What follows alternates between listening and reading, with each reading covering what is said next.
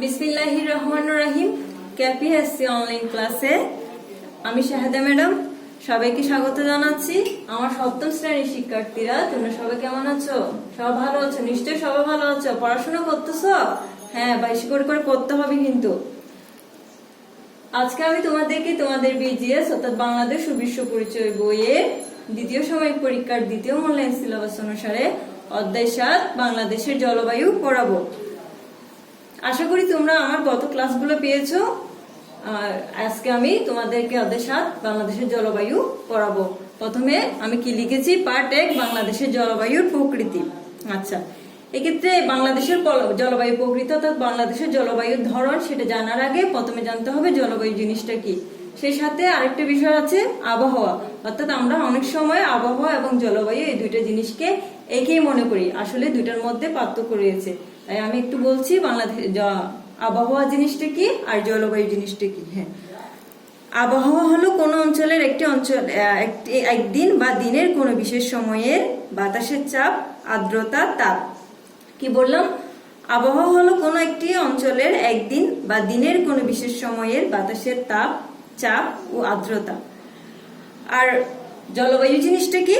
জলবায়ু হচ্ছে কোনো অঞ্চলের 30 থেকে 40 বছরের গড় আবহাওয়া, অর্থাৎ 30 থেকে 40 বছরের গড় আবহাওয়াকে কাউন্ট করলে পাওয়া যাবে জলবায়ু। মানুষের জীবনযাত্রা পরিবর্তন ও ভোগবিলাসিতা অথবা উন্নয়নের কারণে জলবায়ু তার স্বাভাবিক বৈশিষ্ট্য হারায়, যার দরুন পৃথিবীর উষ্ণতা বৃদ্ধি পায় এবং গ্রিন হাউস গ্যাসের প্রভাবকে আমাদের মোকাবিলা করতে হয়। এজন্য বাংলাদেশের জলবায়ুগত পরিবর্তন এর প্রভাবের কারণ, প্রভাব ও পরিস্থিতি মোকাবেলায় উপায় সম্পর্কে আমাদের জানা থাকা প্রয়োজন। হ্যাঁ, এখন আমরা পড়ব বাংলাদেশের জলবায়ুর প্রকৃতি অর্থাৎ বাংলাদেশের জলবায়ুর ধরনটা কি।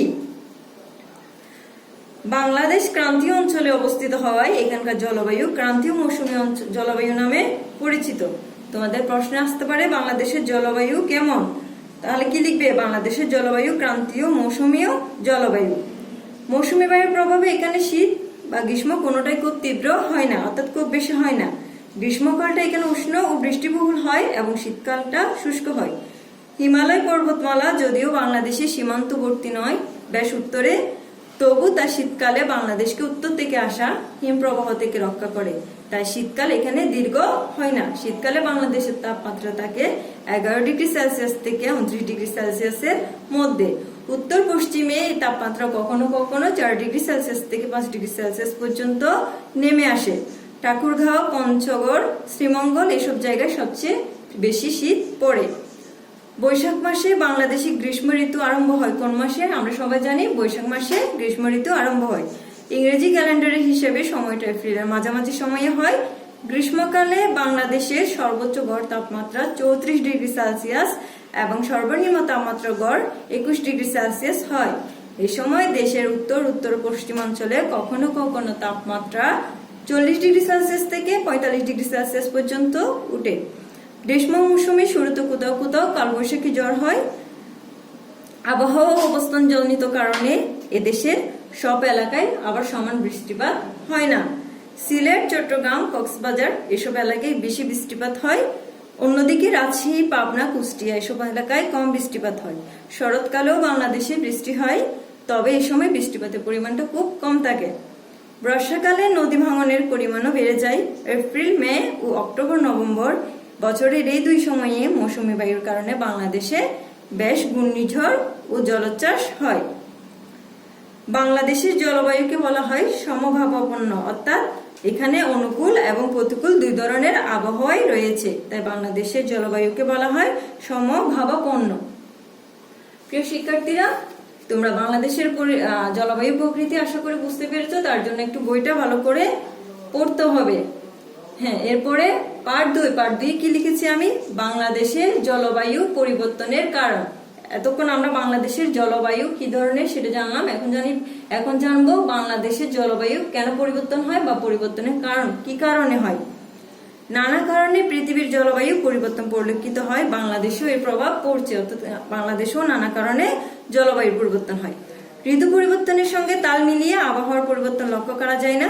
যেমন বর্ষাকালে বৃষ্টিপাতের পরিমাণ কমে যাচ্ছে, শীতকালে শীত দেরিতে আসছে এবং স্বল্প সময়ে চলে যাচ্ছে। বর্তমান সময়ে তোমরা কি সবাই দেখতেছো বর্তমান সময় কি হচ্ছে, শীতকালটা খুব বেশি দিন হচ্ছে না।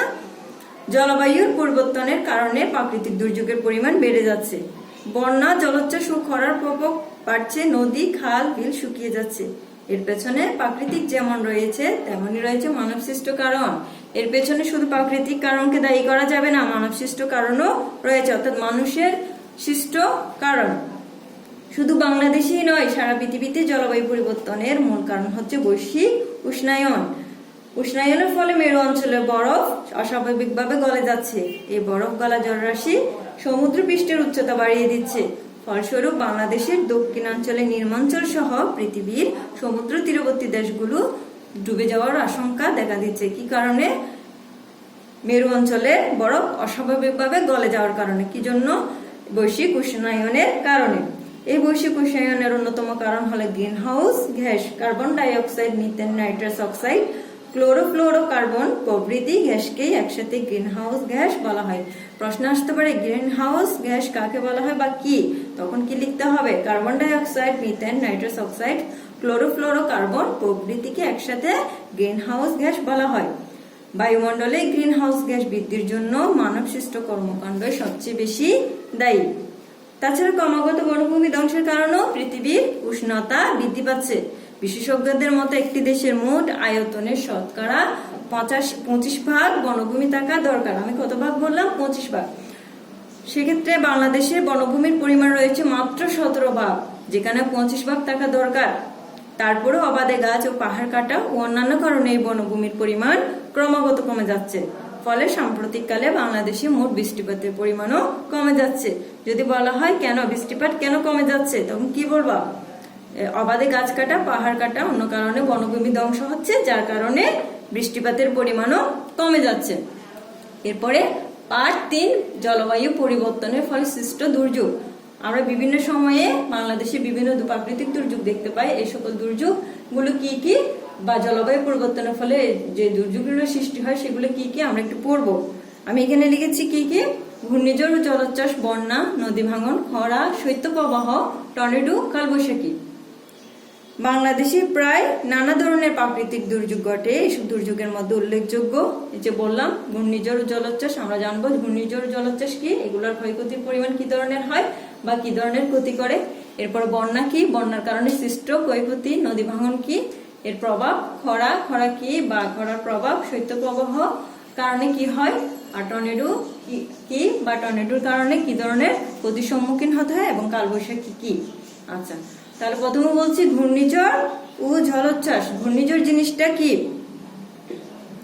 কোন স্থানে বাতাসে তাপ অত্যাধিক বৃদ্ধি পেলে সেখানকার বাতাস হালকা হয়ে উপরে উঠে যায়। তাপটা বেড়ে যখন যাবে তখন বাতাসটা হালকা হয়ে উপরে উঠে যাবে, ফলে ওই অঞ্চলের বাতাসের চাপ কমে যাবে, ফলে নিম্নচাপের সৃষ্টি হবে। বাতাসের চাপ যখন কমে যায় তখন নিম্নচাপ সৃষ্টি হয়। এ সময় আশেপাশের অঞ্চল থেকে বাতাস প্রবল বেগে ওই নিম্নচাপ অঞ্চলের দিকে ছুটে আসে। নিম্নচাপ অঞ্চলের দিকে বায়ুর এই প্রবল গতিকে বলা হয় সাইক্লোন কিংবা ঘূর্ণিঝড়। কি বলা হয়? নিম্নচাপ অঞ্চলের দিকে বায়ুর এই প্রবল গতিকে বলা হয় সাইক্লোন কিংবা ঘূর্ণিঝড়। ঘূর্ণিঝড়ের আরেকটা নাম হচ্ছে সাইক্লোন। হ্যাঁ, আচ্ছা, এরপরে আসা যাক জলোচ্ছ্বাস জিনিসটা কি। সমুদ্রের সৃষ্ট নিম্নচাপ ও ঝড়ের ফলে সমুদ্রের লোনা জল বিশাল উচ্চতা নিয়ে তীব্র বেগে উপকূলে আছড়ে পড়ে এবং স্থলভাগকে প্লাবিত করে। একে বলা হয় জলোচ্ছ্বাস। কি বললাম? তীব্র বেগে উপকূলে আছড়ে পড়ে এবং স্থলভাগকে যেটা প্লাবিত করে একে বলা হবে জলোচ্ছ্বাস। 1970 সালের 12ই নভেম্বর বাংলাদেশের উপকূলীয় অঞ্চলে ঘটে যাওয়া এমন একটি ঘূর্ণিঝড় ও জলোচ্ছ্বাসে প্রায় 10 লক্ষ মানুষের মৃত্যু হয়। এই ডেটগুলো তোমরা আন্ডারলাইন করে রাখবে, খুবই ইম্পর্টেন্ট এমসিকিউর জন্য। সাম্প্রতিককালে ঘটে যাওয়া এরকম দুটি বড় ঘূর্ণিঝড় হলো সিডর ও আইলা। 2007 সালের 15ই নভেম্বর সিডরে দেশের 28টি জেলায় প্রায় 30 লক্ষ মানুষ ক্ষতিগ্রস্ত হয়েছিল।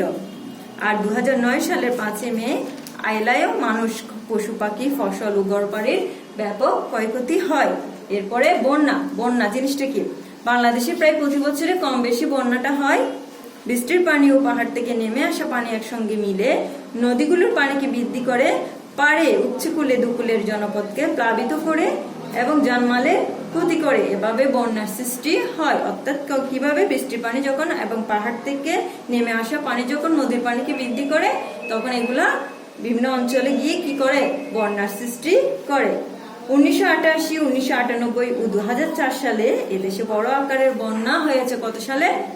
1988, 1998 ও 2004 সালে। এরপরে নদী ভাঙন। নদী ভাঙন জিনিসটা কি? অর্থাৎ নদীটা পাড়টাকে ভেঙে যাওয়া।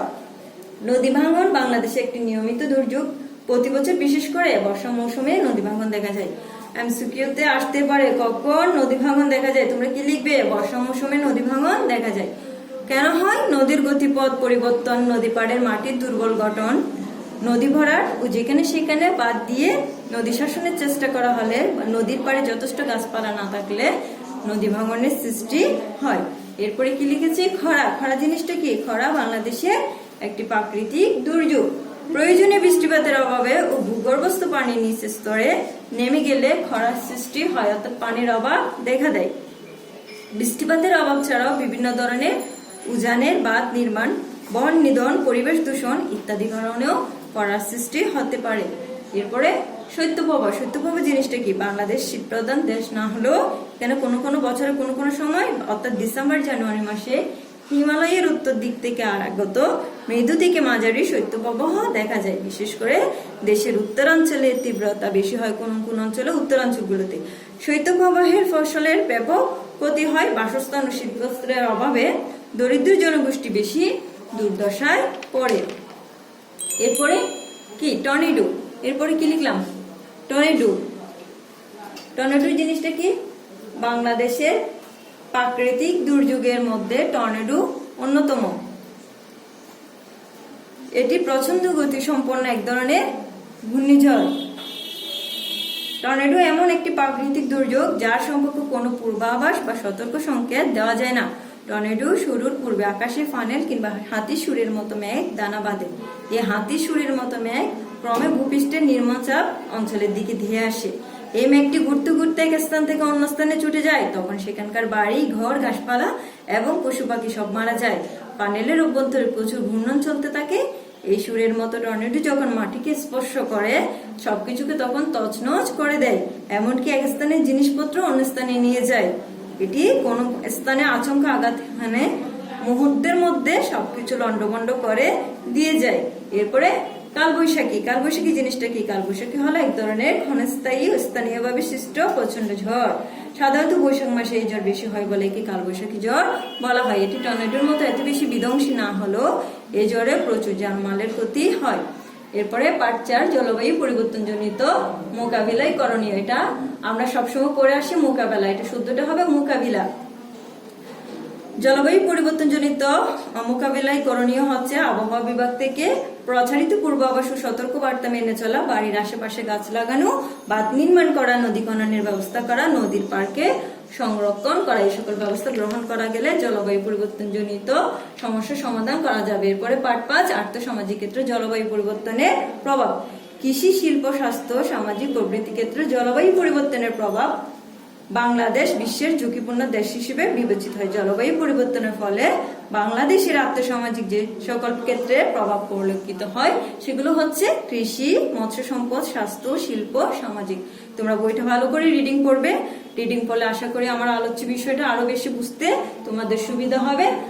আচ্ছা, এতটুকু এই পর্যন্ত। তোমরা বাড়ির কাজটুকু লিখে নাও। বাড়ির কাজ হচ্ছে সৃজনশীল প্রশ্ন উত্তর 1 ও 2 নাও। আলোচ্য বিষয়ে যদি কারো সমস্যা থাকে তোমরা আমাদের ইউটিউব চ্যানেলে গিয়ে কমেন্ট করবে। আমি নেক্সট ক্লাসে তা তোমাদেরকে বুঝিয়ে দিব। আল্লাহ হাফিজ।